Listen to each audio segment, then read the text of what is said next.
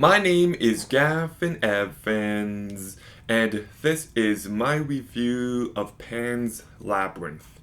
And this review will have spoilers, so there's your warning.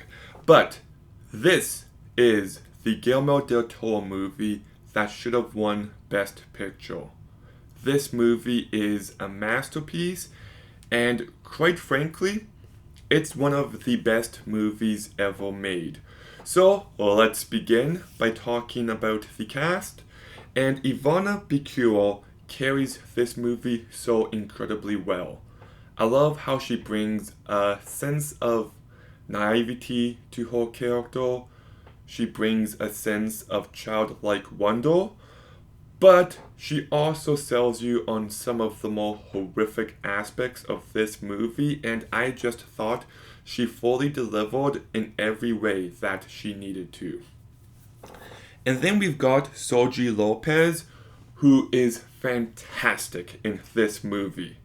When people talk about the best villains of the 2000s, they talk about Anton from No Country for Old Men, they talk about Joker from The Dark Knight, they talk about Hans Landa from Inglourious Bastards, and rightfully so, but I do believe that Captain Vital should be mentioned alongside them. He is so horrific and evil and despicable, and he just adds so much tension to this movie. Then we've got Maribel Verdú, who I thought was phenomenal. Her character has a lot more going on with her than you might think at the start, and I just thought she brought everything to this character that she needed to. She is the one character who truly seems to care for Ophelia and is trying to make choices to help her out.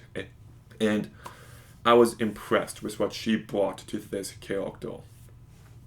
Then we've got Aradana Gale, who I thought did a great job as a mom. A very frustrating character, but that's by design, so she really stood out.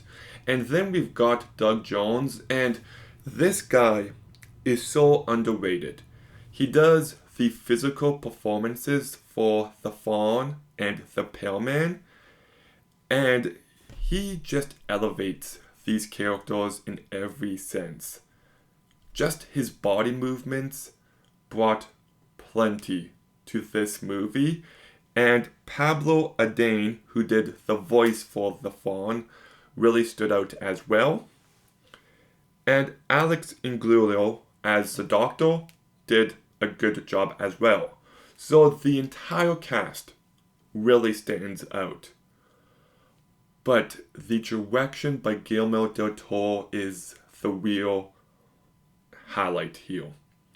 This movie is so beautifully crafted, and there is clearly a vision on display for each and every second of this movie. The makeup is so good. Like the look of the Fawn, the look of the Pale Man, just unbelievable. This movie also has some gorgeous production design. The movie is beautifully shot. The movie has great sound. It's incredibly well edited. It's a very well paced movie.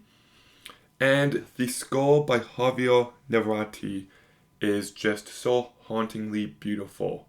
It constantly sounds like a lullaby, and it just really works within context of this movie.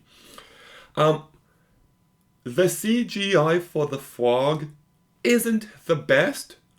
It does kind of stick out like a sore thumb, but it's still good enough.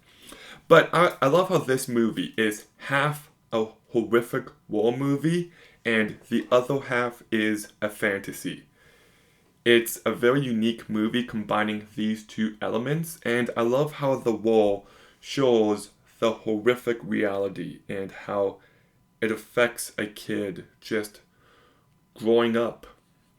But as a fantasy movie, you see this girl go through these trials in order to claim her throne in the underworld. And I know there was like a big debate between, is the underworld stuff real or is it all in the girl's head? And I totally get it because, is this movie really about this fantasy story? Or is it about this girl trying to escape her harsh reality by her imagination? That said, it's totally real. Like, there's more than enough hints to indicate, but the story still works no matter which way you view it. And I just love how this is a movie about childlike wonder and the importance of disobedience in a fascist state, and how losing one's inner child affects us on a deep level, and how aging changes us. And it's about mortality, and it's about legacy, and it explores all these themes in such an effective way. One scene I love is when Captain Vital is about to die. He's just like, tell my kid what time I died at. And the one girl's like, no, he won't even know your name. What a perfect ending. Just so good. But this really is a fun movie to dissect, to look at the deeper meaning between each of the trials the girl goes through and everything going on. Like, you could have plenty of discussions regarding this movie, and it is a movie that there is more to it than what's on the surface.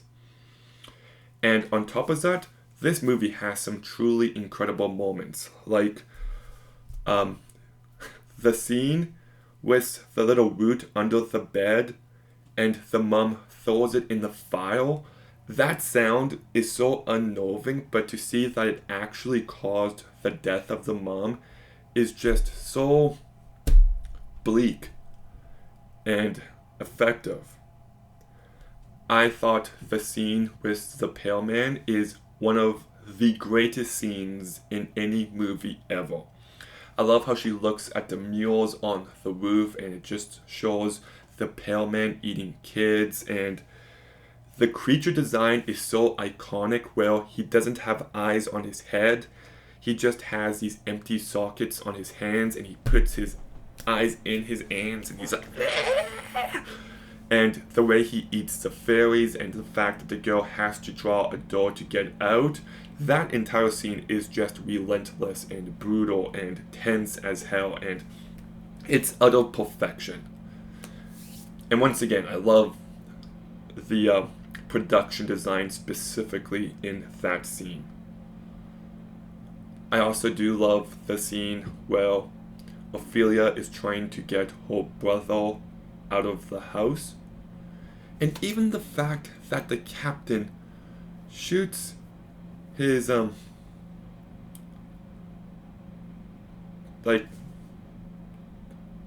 what's the word? Stepdaughter? Yeah, stepdaughter.